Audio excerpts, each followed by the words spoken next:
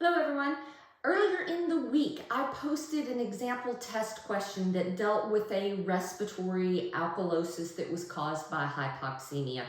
I want to talk a little bit today about when you have a patient in assist control mode that they have a respiratory alkalosis and how to deal with this, okay? So similar blood gas, but not the same solution. All right, 45-year-old patient is receiving mechanical ventilation in the assist control mode. Mode matters following abdominal surgery. Here are your vent settings and ABG results. Okay, so our mode is VCAC. What this means is we're setting the tidal volume. It doesn't vary. But AC means that they can participate just slightly. When they trigger a breath, they're going to get the set tidal volume. All right, 40%.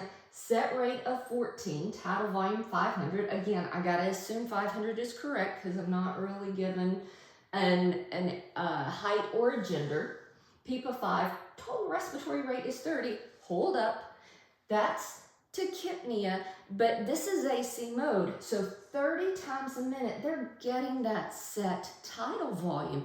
That's a lot of minute volume, and probably even before I look at the blood gas, we're gonna be hyperventilating.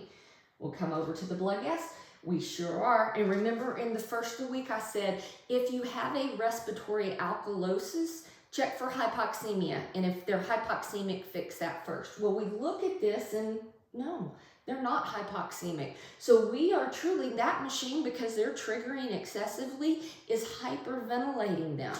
All right, so which of the following is the most appropriate ventilator adjustment or intervention?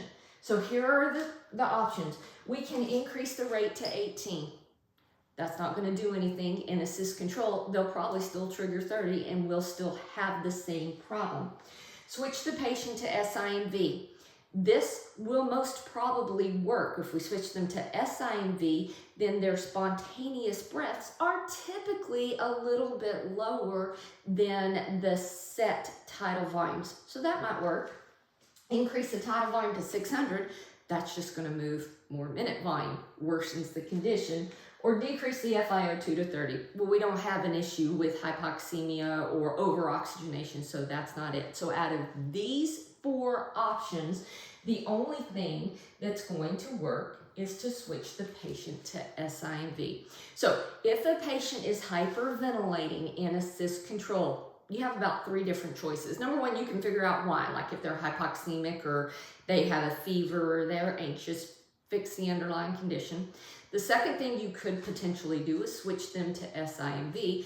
The third thing, especially if they have a traumatic brain injury or something's going on in the respiratory center in their brain, you may have to sedate and paralyze them and let the machine do all the work. Hope this has helped. See you soon.